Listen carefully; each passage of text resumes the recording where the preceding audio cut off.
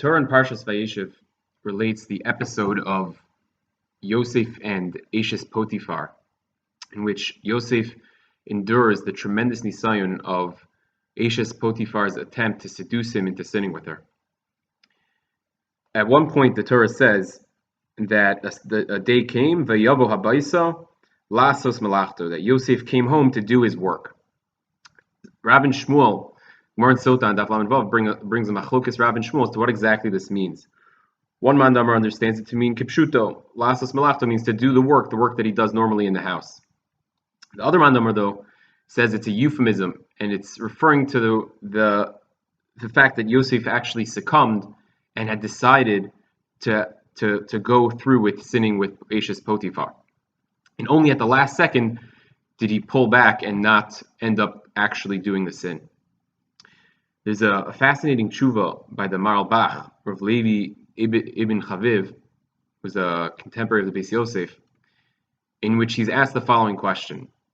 We find that Chazal all over the place attempt to always put different psukim that seem to say that tzaddikim were doing things that weren't exactly the right thing, and they tried to put it into a positive light and to explain it not kipshuto in order to make it seem that they were doing the right thing, or not as bad as what it seems. Right? Last week's parsha we had by Ruvain that according to the pashut words of the psukim it says Vayishkav Esbila, and Chazal tell us that it means that he just switched the beds. We have by Aaron HaKohen in the Cheta Egel that the pashtus of the psukim it seems to be that his idea was to make this Egel and that it should replace it should be a god. And the Chazal say no, he was just trying to stall.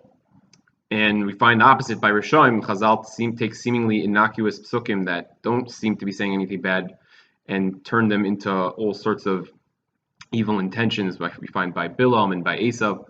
So why here would one of the Amoraim take what seems to be Lefi Pshuto? He came to Lasos Malachto, and he takes that and he explains it Shelo Kipshuto in a way that seems to put Yosef in a negative light, saying that he had decided to actually succumb to his temptation. So the Maral Bach answers and he says, no, Adarabah.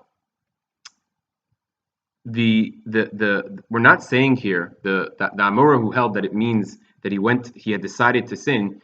It would have been one thing if he was saying that he actually did sin, but that's not what's happening here. What he's saying is that he had decided to go sin, but in the end he didn't. In the end he had resisted the temptation.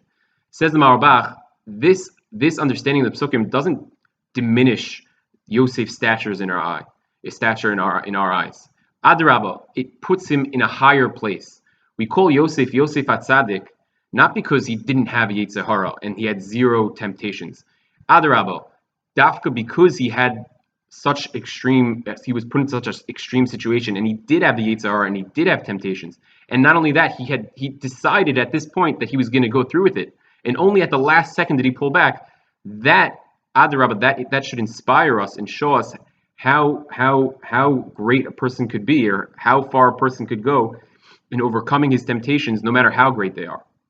And that's the purpose of this story. It serves to inspire all of us to also, in all of our daily struggles and our challenges that we encounter in our lives, to know that we too, despite the fact that we have all of our natural inclinations, we could overcome them and not succumb and live up to the example that Yosef HaTzadik sets for us.